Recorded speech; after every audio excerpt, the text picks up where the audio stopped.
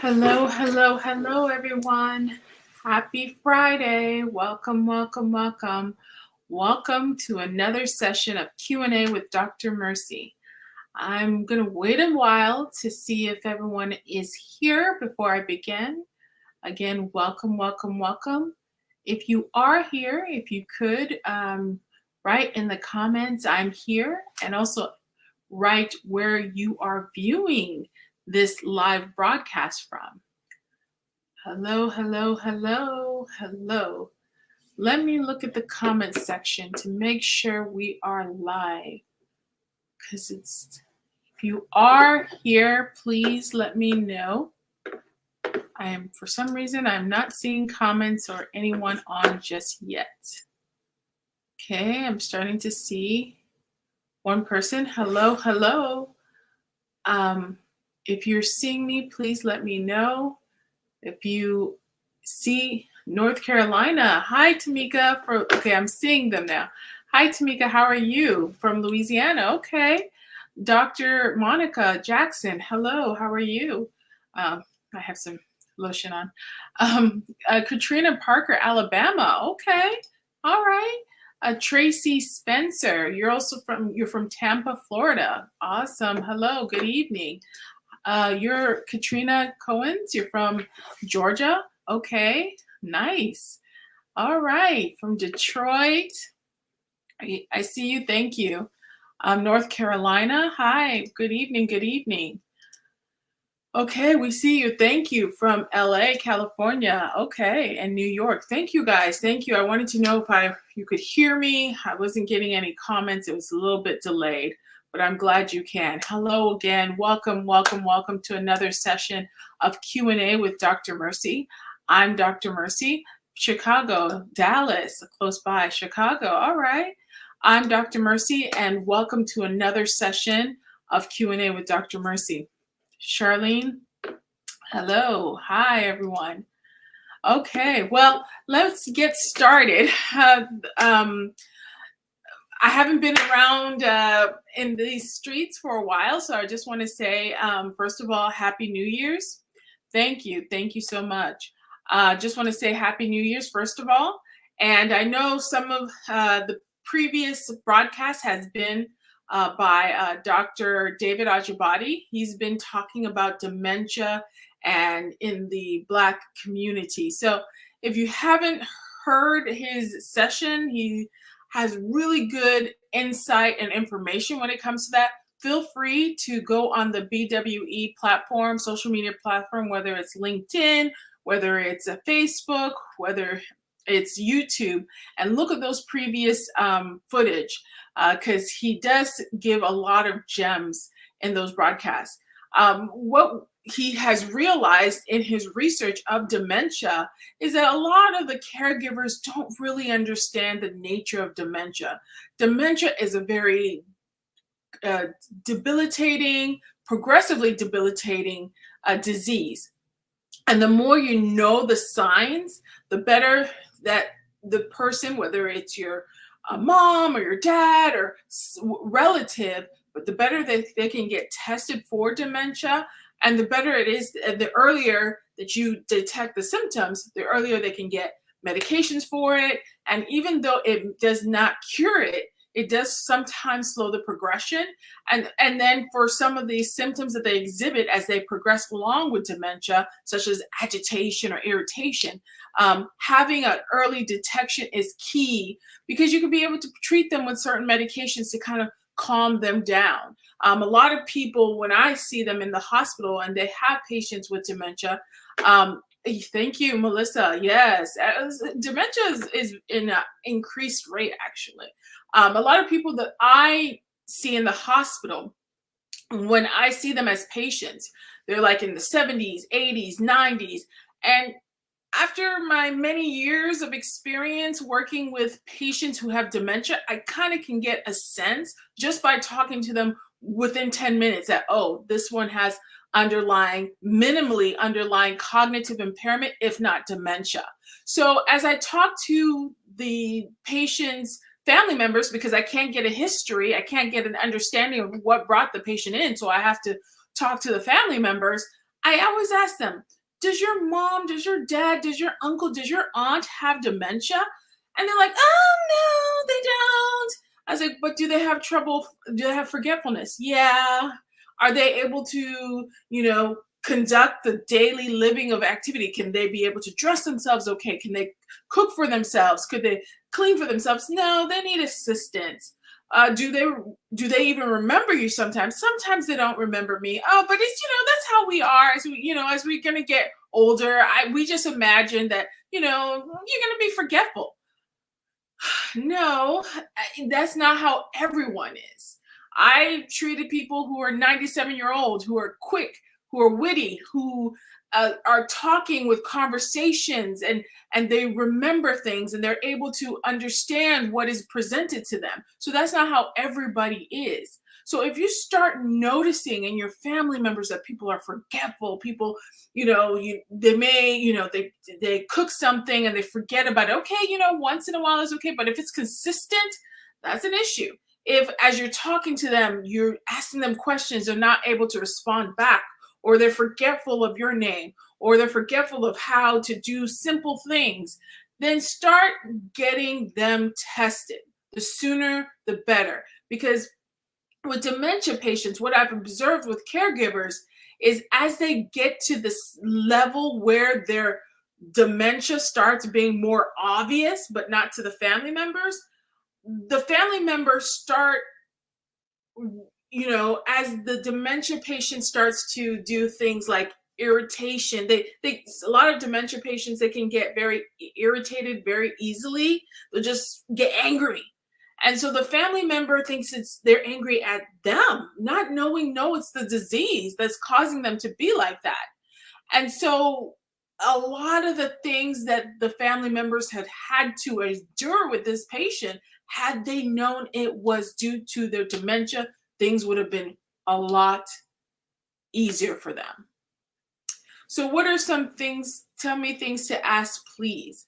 Well, things to ask about what? I'm not quite sure what you're talking about. But anytime you see in an older patient forgetfulness, and so this is how and this is not the topic of my conversation, but it being an important conversation to have, we'll just talk about it. When I assess someone in the hospital, first thing I want to know is, how oriented are you? What does that mean? I will ask you, okay, where are we at? That's the first thing I ask them. If they don't know where they are, that's a high tail sign that they're cognitive, they have some sort of cognitive impairment, and likelihood they may have some underlying dementia. If they don't know the time and the date, yes, that can be typical. As we get older, we lose track of time and date, but if it's consistent, is something to look further in. And especially if they don't know their name, okay, then you're in trouble. A lot of people who have previous medical histories of strokes, over time, dementia tends to be something that they can develop. So keep that in mind, especially any of your family members who have had or strokes in the past. They start being forgetful. That's something to want to consider. If they start wandering off into outside and they don't know how to get back to the house, that's a problem. Like I said, with the cooking, that's a problem.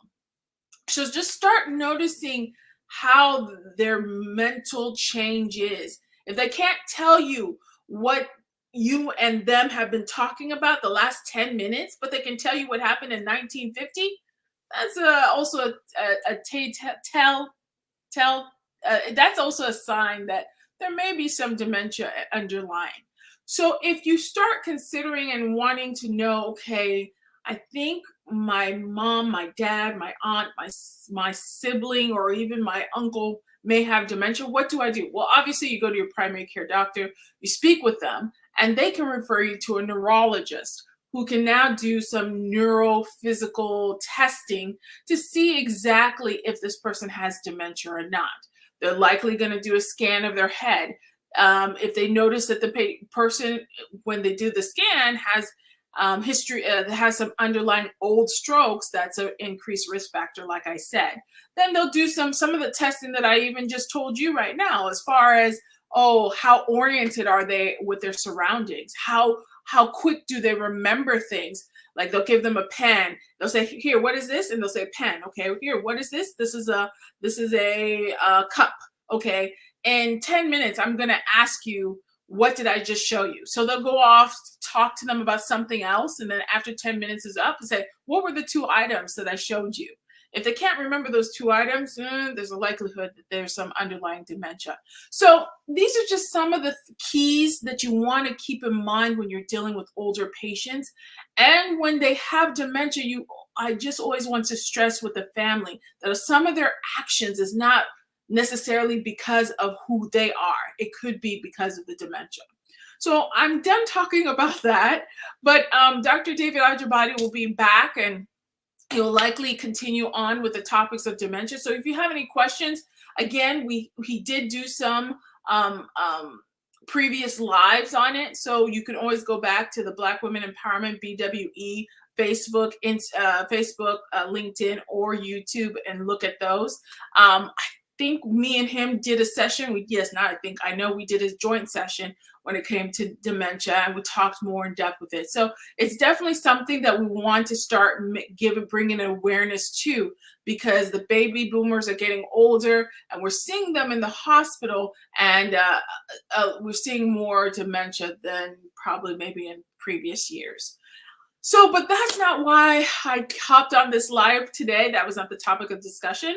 The topic of discussion was really about New Year, New You. You know, every single time January 1st comes along, we always have these ideas of, oh, New Year's resolution. And a lot of times than not, part of the New Year's resolution is, you're welcome, Chanel. You're welcome, Chanel. Thank you. Part of the New Year's resolution is, okay, something about my health. I want to do something good to myself when it comes to my health. I want to have an optimal health. So I wanted to take this opportunity to talk about what are some things that you want to do. It doesn't necessarily have to be in January, but throughout the year, to kind of make sure that your health is optimal. Essentially, for me, there's two things that I always love to say. Knowledge is power. So the more you know, the more you can be able to do things about whatever it is you need to do. And then the second thing that I always talk about is prevention is key. So this is along the lines of prevention being key. When I wrote get screened, what I meant was get screened is every year you should have an annual wellness checkup with your primary care doctor. And they will go through a whole bunch of testing. They will, and sometimes when they go through these testing, you may not know what they're doing. So it's a good idea to have a little bit of medical knowledge of what's going on, so you can know, hey, check off the box. Am I getting screened for this? Am I getting screened for this? Am I getting screened for this? I mean, countless of people I see in the hospital, before they get to the stage 3 or stage 4 of kidney disease, had they gone to their primary care doctor earlier on, they wouldn't have gone and now been on dialysis because they're in severe kidney disease, or have this particular cancer. Had they gotten screened earlier, they probably would not be in the predicament that they're in.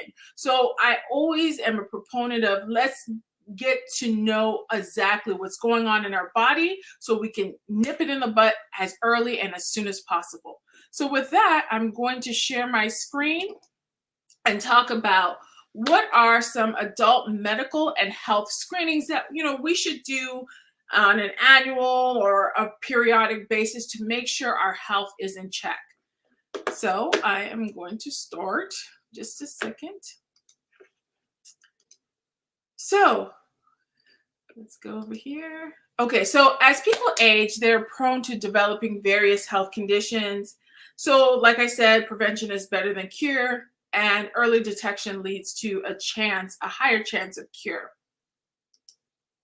So here are some of and I said senior citizens, but really I shouldn't have said senior citizens. It's really older adult, and not even older, adults. So I'm looking at those who are 40 and greater. So it's not necessarily senior citizen, so erase that part.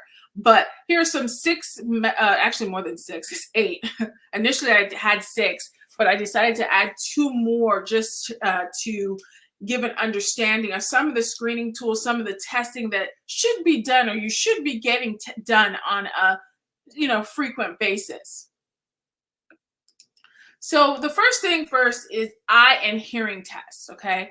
As we get older, our eyesight starts to decline, our vision starts to decline. And so having an eye exam is very important because it not only helps, especially when you start noticing some blurriness to your eyes and as a result of either glaucoma or cataracts. Early detection of either or can prevent you from getting as in cataracts, maybe temporary blindness, or glaucoma can prevent you from getting permanent blindness from glaucoma. And glaucoma, I was actually going to want to do a live on glaucoma because January is Glaucoma Awareness Month.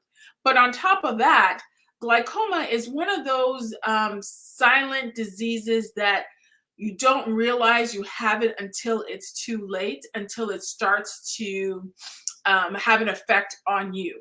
And for all intents and purposes, what is glaucoma? Glaucoma is when you have high blood pressure in the eye. So sometimes when you have high intense pressure in the eye, you can feel it. You can have eye pain and redness and maybe some tearing. But sometimes it's very silent and you have the high blood pressure in your eyes, but you don't realize it until it's too late, like I said. And it tends to, glaucoma is very prominent with Blacks, essentially. And if you have a family history of someone who has glaucoma, there's a high chance that you may have glaucoma. So it's very important early detection by getting your eye exam. They can do a pin test where they check the pressures in your eyes to ensure that your pressures in both eyes are within normal limits. So that's one. An eye exam for those who are above 40 to 54, you may want to get it every 2 to 4 years. But as we get past 55 and above, you may want to do it 1 to 3 years. Again, you want to do an eye exam and then have them make sure that they test your eye pressure just to rule out any glaucoma. And if you're diabetic, they likely need to look in the back of your eyes to see the vessels in the back of your eyes and make sure that those vessels are intact, because the blood sugar what happens in diabetes is essentially you have high sugars in your blood, and that sugar can go into the blood vessels of the eye and cause a lot of damage. So if you are diabetic, you really want to get your eye checked every year just to make sure you're not having any problems at the back of your eye, because that can also lead to blindness in diabetics. When it comes to hearing tests, older people, you want to get your hearing test really if you start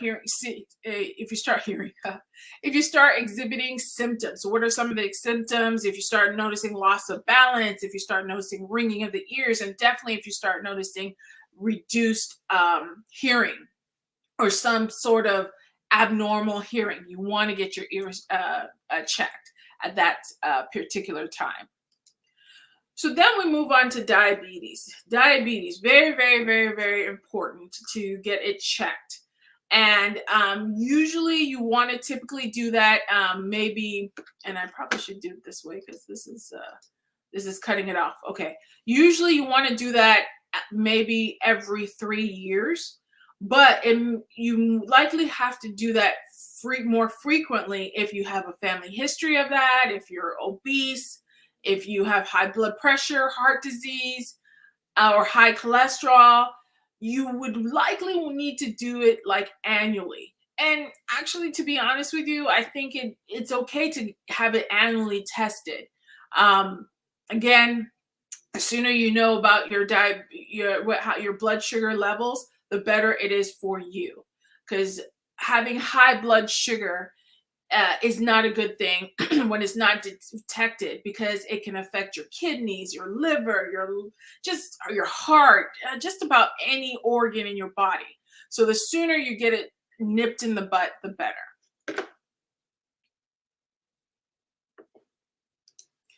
Someone says, yes, I have glaucoma and regular testing is key, just as Dr. Mercy said. Yes, thank you. And your family members should also get testing as well. Early detection is key because I too have a family history of glaucoma in my family, and I make sure to get that checked, especially every single time I change my glasses because of that history. Because unlike myself, some of my relatives do live in Africa, and with lack of access to healthcare, their glaucoma has gotten to the point where they're literally blinded in one eye, despite now recognizing that they have glaucoma and taking medication for it.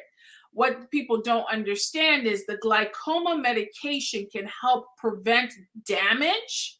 It can help prevent damage, but once the damage is done, it's irreversible. So, like I said, the sooner you get it detected, the better it is for you.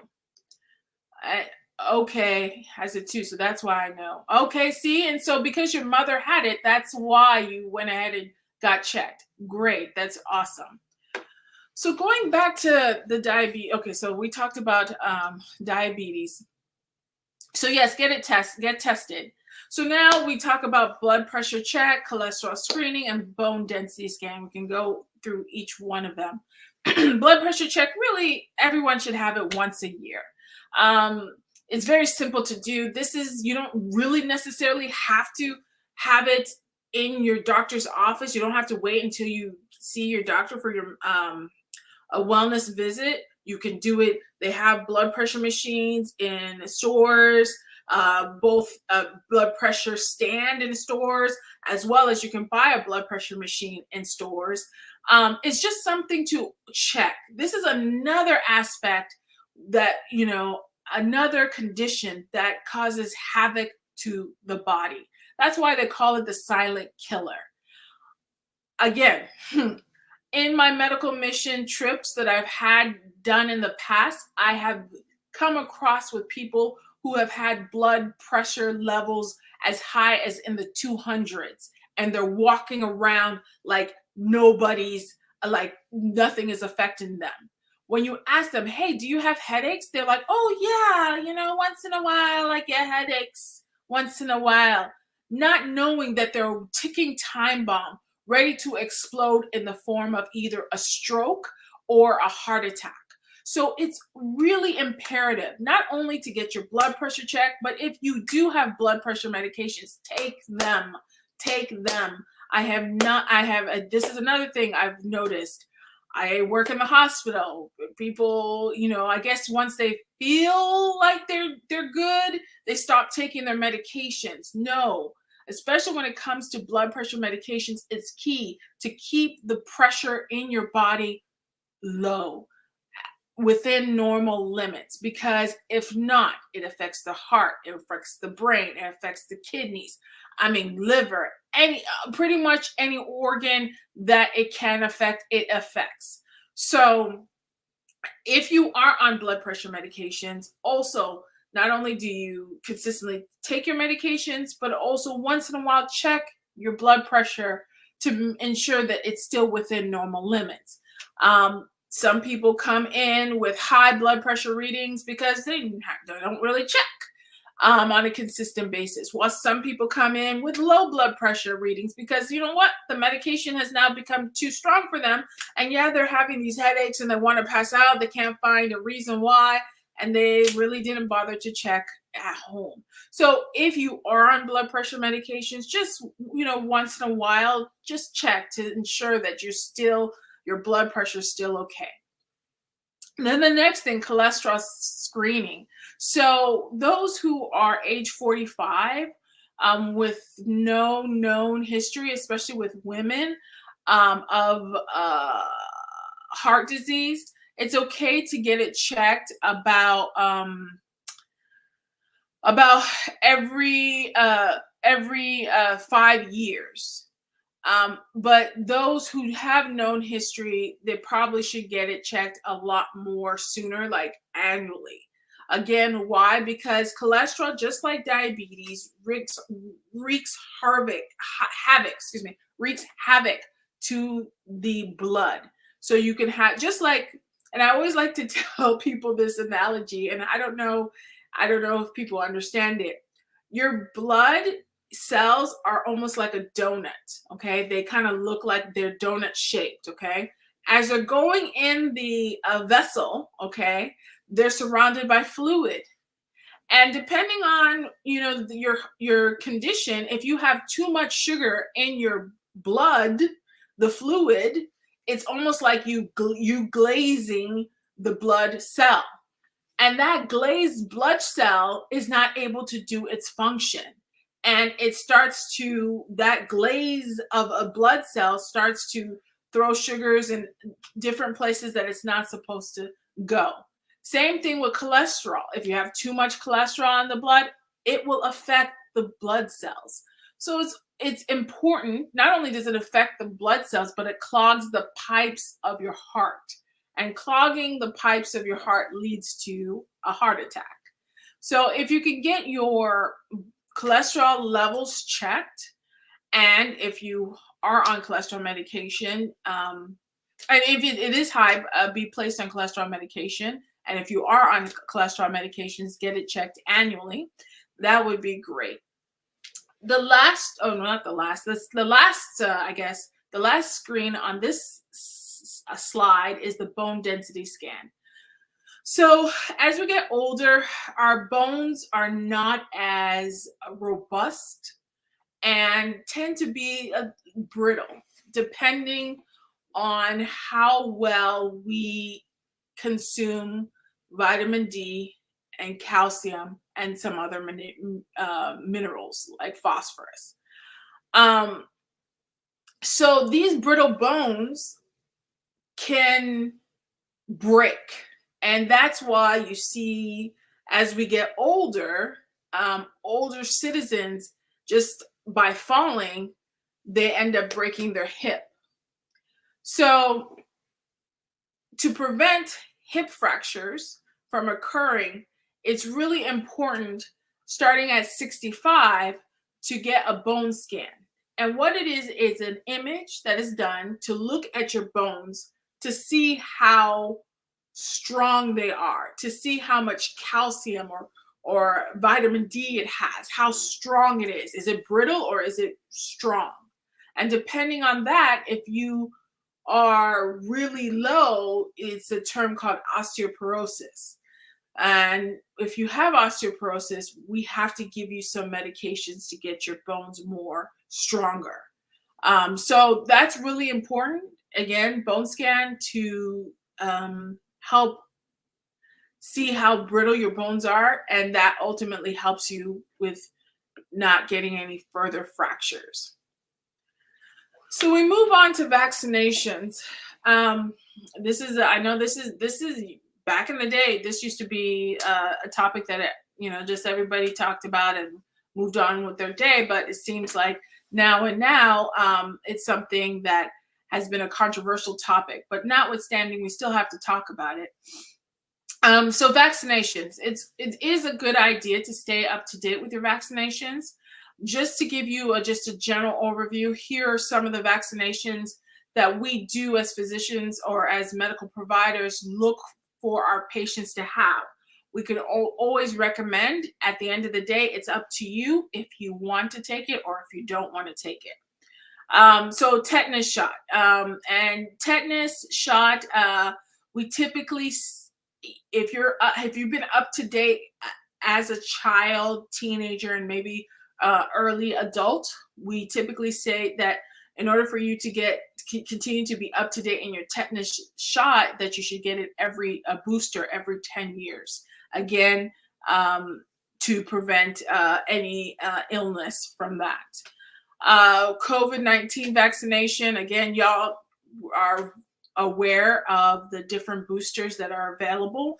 It'd be something that your doctor will talk to you about, especially if you have risk factors like your immune system is compromised. And so if you did get COVID-19, you would be one of those who have a high risk of not making it. they may want you to, consider having the vaccination. Shingles. So shingles is a condition that is essentially chicken pox after childhood, really chicken pox. So what happens with shingles is that it's a virus. It's the same virus that causes the chicken pox. And if you had chicken pox when you were younger, sometimes that virus, although the chicken pox resolved, sometimes that virus stays dormant in your system, meaning it stays underneath the system. It's not really active until later in life it peers its ugly head into this skin condition called shingles, which is very painful and it's just a little bit of uh, little, looks like little small boils, and it's itchy to touch. And so to prevent that from happening, a lot of times after the age of 50, we recommend having the shingles vaccination. Pneumonia, very common. Again, as we get older, our immune system starts to not be as active as we once were. So usually they recommend having the pneumonia vaccination at age 65 so you can prevent yourself from getting pneumonia, because you can get pneumonia in your 20s and you're pretty much, for the most part, if you have a really good immune system, you're pretty much fine. But once you get 65, 70, 80, yeah, it starts to affect you if you get pneumonia. Meningitis, same thing. If you have it in your 20s, you can likely survive it. But if you start getting it as an older person, it's a little bit harder to survive. So it's not like you can't, but you do have an increased risk of the severe form of meningitis. So it's a good idea to get the vaccination. Flu, we typically have that once a year. Again, it's something to consider, especially if you're immunocompromised. That's something to consider. Hepatitis B, typically you get that when you are, teenager or child. But if you haven't, it's a good to get it. It is definitely acquired through either through sexual contact or through blood contact. And then varicella vaccination. This is for those who have not had chickenpox before. And if instead of getting the chickenpox would rather get the vaccination, that is also something to consider. So now I'm going to go on with the cancer screenings. So this is also really, really important. Out of everything, when it comes to cancer screenings, if I was just to sum up a lot of it, is get to know your family history when it comes to any cancer diagnosis. If your aunt, if your uncle, if your mom, if your dad, if your siblings had any form of cancer, that's something that you should be screening for as soon as possible. So let's say your aunt had breast cancer in her 20s. In your 20s, if not earlier, you should definitely already start having your mammograms and screenings for that. Because a lot of these cancers, they do occur as a genetic thing, but it can just occur because of environmental risk factors, you know, air quality, exposure to certain environments, like if you're next to like a radioactive plant, you're definitely gonna affect you, or drinking very chemically high chemicals in your water, or even some of the foods that we eat can increase your risk or can activate a cancer gene that would have probably been dormant had you not been exposed to an environmental exposure. So definitely really understand your family history, because that is also key as to what type of screening you should have. So for males, prostate cancer, typically at the age of 55 or older, you want to start talking to your doctor about what options you should do in terms of screening for prostate. They're going to ask for your prostate cancer family history, and then from there decide if it's a blood test, if they should do imaging, what sort of thing they should do, even examination, what sort of thing they should do for that. When it comes to breast cancer, at age 40, you should have it every 1 to 2 years. And then after 50, also continue to have it 1 to 2 years, and continue depending on your risk factors. Like I said earlier, if you have a family history of breast cancer, you really should start earlier than 40, depending on the age of when that family member was first diagnosed. And you can always rely on your primary care doctor to help you navigate that. If you have any questions on when you should start screening of any sort of thing. So colon cancer usually starts, typically we used to say at age 50, but I guess some cancer associations have now brought it down to 45. And definitely, just like with breast cancer, if you have a family history of colon cancer even earlier than 45, you really need to get started checking for colon cancer earlier. And there's many different ways to get screened. You can get the colonoscopy, which is essentially a camera that goes through your anal area and goes into your colon, or they can test blood in your stools. There's just a number of things that they can use, and your doctor can help you navigate that as well. Going along with cancer screening, lung cancer is something primarily for those who smoke. So if you have a smoking history I